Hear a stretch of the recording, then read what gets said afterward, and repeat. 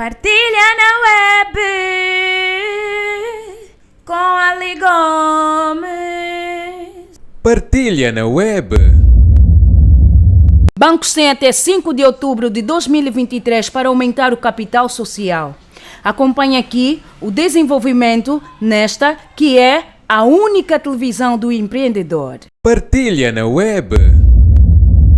O Banco Nacional de Angola aumentou a exigência do capital social mínimo dos bancos comerciais que operam em Angola de 7,5 mil milhões para 15 mil milhões de kwanzas. De acordo com o aviso número 17/2022 do Banco Nacional de Angola, que a Web TV Angola teve acesso nesta sexta-feira, 7 de outubro, as instituições financeiras bancárias em atividade com capital social inferior ao valor estabelecido devem aumentá-lo no prazo de 12 meses, a contar do dia 5 de outubro de 2022. Ou seja, os bancos têm até 5 de outubro de 2023 para aumentar o capital social para no mínimo 15 mil milhões de kwanzas. Recorda-se que o Banco Nacional de Angola já estava a considerar aumentar o capital social dos bancos comerciais, uma revelação feita pelo vice-governador do Banco Nacional de Angola,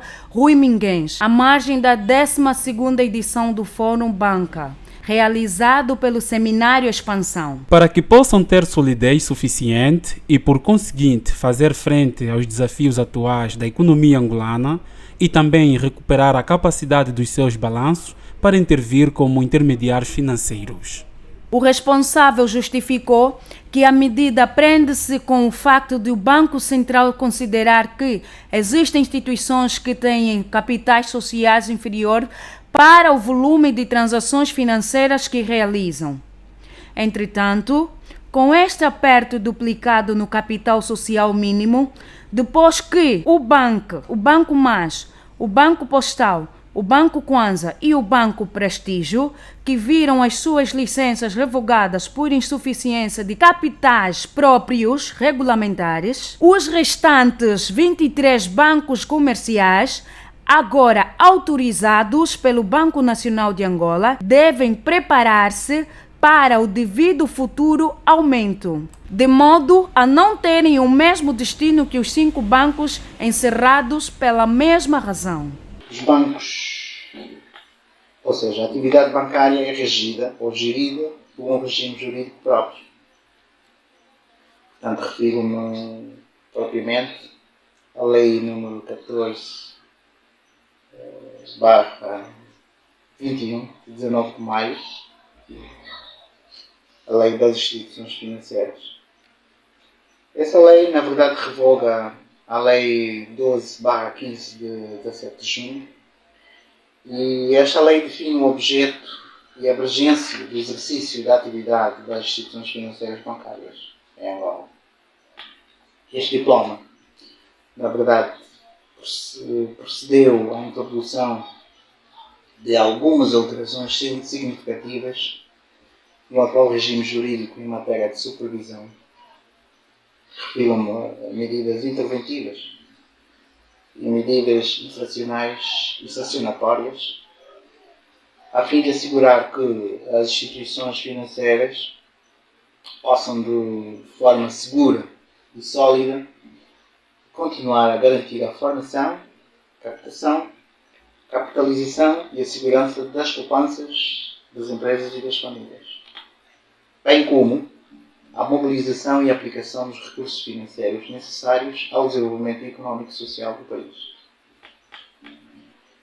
Por que é que isto é importante? Portanto, isto é importante porque, considerando que as instituições financeiras têm um papel fulcral, portanto, um papel fundamental a desempenhar no financiamento da economia e na promoção do crescimento e do emprego, sendo uma fonte essencial de financiamento para as famílias e as empresas. E é neste âmbito que o Banco Nacional de Angola, na qualidade de entidade reguladora, deliberou, através do aviso 17/22 de 5 de outubro, o famoso aviso 17, que aumentou a exigência de capital mínimo dos bancos para 15 mil milhões de kwanzas, que praticamente é o dobro do estabelecido anteriormente. Desta feita, portanto, a decisão que consta no aviso 17/22 publicado na sexta-feira à noite, que revoga o aviso número 2/18 publicado em março de 2018, que impunha um valor mínimo de 7,5 mil milhões de kwanzas de capital social às instituições financeiras sob supervisão do Banco Nacional. Qual é a importância dessa norma? Qual é a essência, o pano de fundo dessa norma?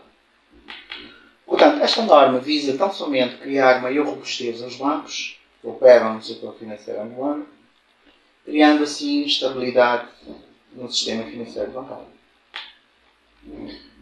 Porquê é que isto ocorre? Porque, como sabeis, o exercício da atividade bancária consiste na recepção de depósitos e outros fundos reembolsáveis para a utilização própria, designadamente para a concessão de crédito. Ou seja, dito de outro modo, o banco recebe depósitos de clientes que têm dinheiro a mais, aquilo que nós chamamos de poupanças, e por sua vez concede crédito a clientes que precisam deste dinheiro através de uma taxa de juros visando a obtenção de lucro. Portanto, o banco, neste caso, joga um papel de intermediário. Portanto, o banco é um fator de equilíbrio entre o excedente de dinheiro de uns e a necessidade de dinheiro de outros. Mas, para que esse negócio se realize, é preciso cultivar algum nível de confiança entre o cliente e o banco. E é assim que essa confiança é, em parte, sustentada pela situação financeira da instituição bancária. É a saúde financeira do banco que determina o nicho ou o segmento de clientes que pode ter. Por exemplo, acho que ninguém vai querer depositar os seus milhões a um banco cujo capital social é redondamente inferior ao valor que pretende situar em depósito. Entretanto, o jurista angolano Hilário Mocosa falou para esta que é a única televisão do empreendedor e afirmou que a medida tomada pelo Banco Nacional de Angola não é a mais assertiva, tendo em conta o quadro macroeconômico atual, o que pode culminar com o encerramento de instituições financeiras bancárias e vários despedimentos. Vamos acompanhar. Portanto, a curto prazo, tendo em conta o quadro macroeconómico atual, penso que esta medida não é a mais acertada, porquanto estamos a falar de um aumento na ordem de 100%. Porquê que eu digo isto? Porque, do ponto de vista macroeconómico, nós vivemos um dos piores ciclos económicos por causa de situações adversas que ocorreram na nossa economia. Lembramos que tivemos uma pandemia nos últimos 2 anos e isso afetou os rendimentos das empresas e, consequentemente, também o rendimento das famílias, não só cá em Angola, mas também a nível mundial. E, como não bastasse de ser, essa pandemia foi precedida com a queda do preço do petróleo no mercado internacional, que deu origem a uma desaceleração acentuada da nossa economia. Em consequência disso, as empresas reduziram, ou seja, algumas deixaram de fazer investimentos neste período, e, como é óbvio, obtiveram margens de lucro muito baixas. E agora, como se não bastasse, deparam-se com a necessidade de fazer investimentos de capitais, que já não têm. Devido a essa situação, eu pessoalmente acho que o Banco Nacional, ao redobrar a exigência de capital mínimo de 7,5 para 15 mil milhões de kwanzas, vai obrigar a extinção de alguns bancos no mercado. Refiro-me daqueles bancos que não conseguirem fazer parcerias estratégicas,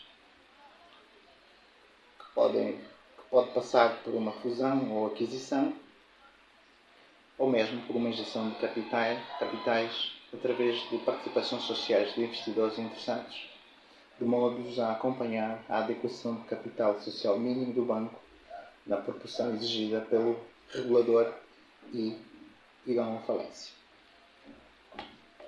E qual é o resultado da falência? Portanto, simplesmente conhecido. Nós vamos ver bancos a fecharem as portas, vai haver despedimentos em massa, perca de rendimento das famílias, e isto pode dar aso a descontentamento familiar ou até desintegração das famílias e aumentar o índice de desemprego e de pobreza, que já é muito alto no nosso país. Portanto, isso vai piorar a situação económica de muitos cidadãos.